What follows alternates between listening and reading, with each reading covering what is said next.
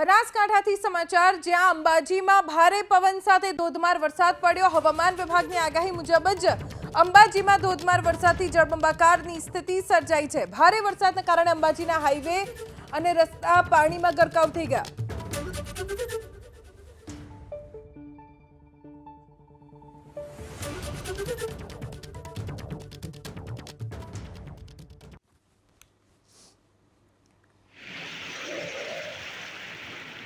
तो एक्सक्लूसिव दृश्य ABP अस्मितानी screen पर आप જોઈ રહ્યા છો કે જ્યાં રસ્તા ઉપરથી તો જાણે નદીનો તેજ પ્રવાહ પસાર થતો હોય તેવા દ્રશ્યો જોવા મળ્યા અને અહીંયા એટલો વરસાદ પડ્યો કે રસ્તા સાવ દેખાતા બંધ થઈ ગયા છે।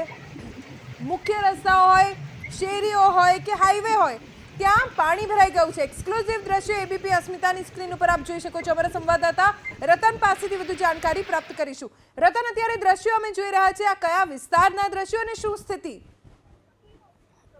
બિલકુલ, જે દાંતા તાલુકાનો જે અંબાજી યાત્રાધામની અંદર ભારે ઉકળાટ બાદ જે વરસાદ શરૂઆત થવાથી માંડીને અંબાજીના જે તમામ માર્ગો ઉપર એક નદી જેવા દ્રશ્યો જોવા મળી રહ્યા છે અને અંબાજીના જે મુખ્ય માર્ગ ઉપર 5-5 ફૂટ જેટલા પાણી ભરાઈ ગયા છે। દુકાનોની અંદર પાણી ભરાઈ ગયા છે, તેને લઈને અંબાજીની અંદર વેપારીઓ બી અત્યારે તો મુશ્કેલીમાં મુકાયા છે। અંબાજીમાં દર્શન આવતા ગુજરાતભરના ભક્તો બી પણ આ વરસાદને લઈને મુશ્કેલી મૂકવામાં આવ્યા છે।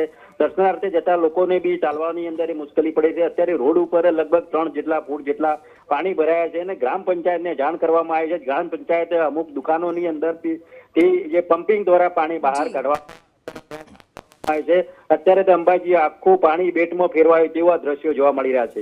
રતન, આભાર જાણકારી આપવા માટે। તો આ દ્રશ્યો આપ સ્ક્રીન ઉપર જોઈ શકો છો। એક્સક્લુઝિવ દ્રશ્યો આપની ચેનલ એબીપી અસ્મિતાની સ્ક્રીન ઉપર, જ્યાં 3 ફૂટ સુધી કેટલાક વિસ્તારમાં પાણી ભરાઈ ગયા છે, જેના કારણે આસપાસ લોકોની મુશ્કેલી વધી ગઈ છે અને રસ્તાઓ જળમગ્ન, એ હદે જળમગ્ન કે જાણે નદીનો તેજ પ્રવાહ રસ્તા ઉપરથી પસાર થતો હોય તેવું હાલ તો આ દ્રશ્ય જોઈને લાગી રહ્યું છે। અંબાજી ગ્રામ પંચાયતના વહીવટદાર નરેન્દ્રભાઈ આપણી સાથે જોડાઈ ગયા છે। નરેન્દ્રભાઈ, આ સ્થિતિ યાત્રાધામની શું થઈ ગઈ છે? જ્યાં જુઓ ત્યાં પાણી જ પાણી જોવા મળી રહ્યું છે। એકચ્યુઅલી અંબાજીમાં વરસાદ જ એવો પડે છે, બરાબર?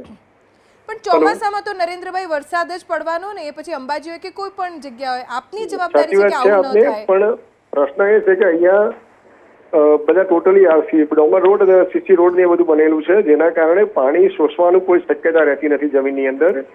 અને જે ઢોળાવવાળો એરિયા છે એ બાજુ પાણીનો વહેતો પ્રવાહ આપણે જે જોવા મળી રહ્યો છે એ અત્યારે મેન બજાર 7 નંબરના ગેટથી લઈ અને ખોડીવલી સર્કલ સુધીનો છે। અને અત્યારે અમે ત્યાં અમારું પંચાયતનું જે ટેન્કર આવે પાણી ખેંચવાનું ત્યાં ચાલુ જ છે અત્યારે। નરેન્દ્રભાઈ, તમને ખબર છે કે આ દર વખતની સમસ્યા છે, તો એનું નિરાકરણ કેમ નથી આવતું? નિરાકરણ લાવવાનો પ્રયત્ન અમારો ચાલુ છે અને સત્વરે અમે આ કામગીરી હાથ ઉપર લઈ અને ઝડપથી આનો નિકાલ થાય એવો પ્રયત્ન અમે પૂરેપૂરો કરીશું। હા, કેમ કે કેટલા બધા લોકો આવતા હોય છે, યાત્રાધામ છે, આસ્થાનું ધામ છે, અને ત્યાં આવી સ્થિતિ। જી બેન, સાચી વાત છે આપની, હું સમજુ છું આપની વાતને, બરાબર છે। પણ એકચ્યુઅલી હું હમણાં જે ચાર્જમાં આવેલો છું, બરાબર, અને એ પંચાયતની બોડી અસ્તિત્વમાં નહીં, એટલે તાલુકા પંચાયતે મને વહીવટદાર તરીકે મેકેલો છે અહીંયા।